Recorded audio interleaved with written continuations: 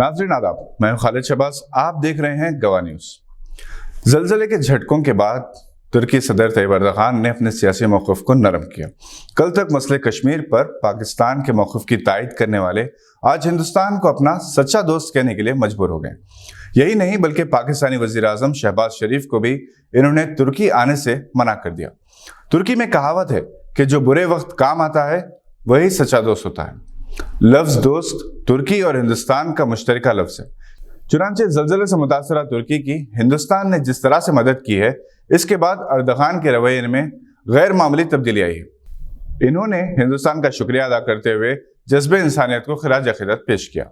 याद रहे कि तुर्की ज़लज़लों में तबाह हो चुका है। कमोबेश 25,000 से ज़ायद अफराद की हलाकत की खबर की तौसीक़ हो चुकी है। ज़ख्मियों की तादाद का अंदाज़ा नहीं।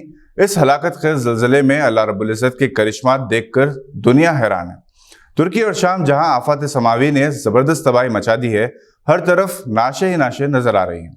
बचाव और राहत कारी के काम जारी हैं। जहां एक तरफ इमारतों के निज़ाम की वजह से हज़ारों लोग अब्दी नींद सो गए, वहीं दूसरी जानिब बाज़ मासूम बच्चों को मलबे से जिंदा बाहर निकाला जा रहा है, जो 3 दिन तक फंसे रहने के बाद भी मौत को शिकस्त देकर बच गए।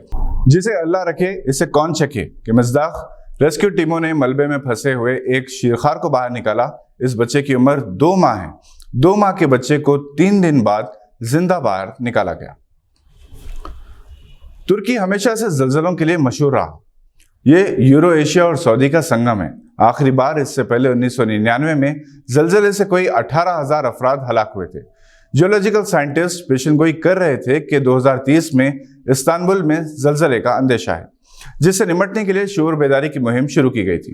ताहम 7 बरस पहले ही ये ज़लज़ला आ गया और साइंसदान ये तस्लीम करने के लिए मजबूर हो गए कि कुदरत के फैसलों के आगे साइंस और टेक्नोलॉजी बेकार और बेबस है। एक तरफ ये अंदेशे भी जाहिर किए जा रहे हैं कि तुर्की का ज़लज़ला बास मफाद परस्त ताकतों के साइंसी तजुर्बात का नतीजा है, क्योंकि हालिया अरसे के दौरान हार्प टेक्नोलॉजी के जरिए बाज़ ममालिक ने अपने हरीफ ममालिक को मसनूई सुनामी, तूफान, सैलाब और ज़लज़लों से तबाह किया है।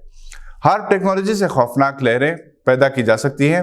यह अंदेशा इसलिए है कि तुर्की में ज़लज़ले की तबाहकारी एक ऐसे वक्त हुई जबकि ये मुल्क चंद महीनों बाद लौसान एग्रीमेंट से आज़ाद होने वाला था।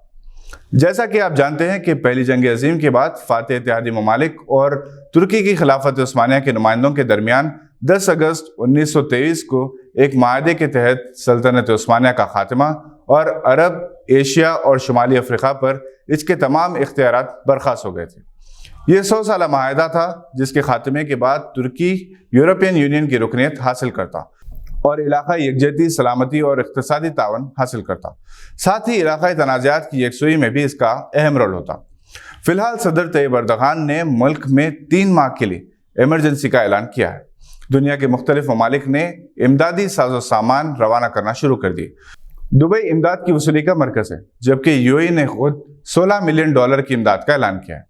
हैदराबाद में मुक़ीम कौंसल जनरल तुर्की ओरहान इल्मान ओक्कान के मुताबिक हैदराबाद से बाज़ाबातकारी के लिए ज़रूरी अशिया का पहला कंसाइनमेंट 13 फरवरी को हैदराबाद कौंसलेट से तुर्किश कार्गो की मदद से तुर्की एयरलाइंस के जरिए रवाना किया जाएगा।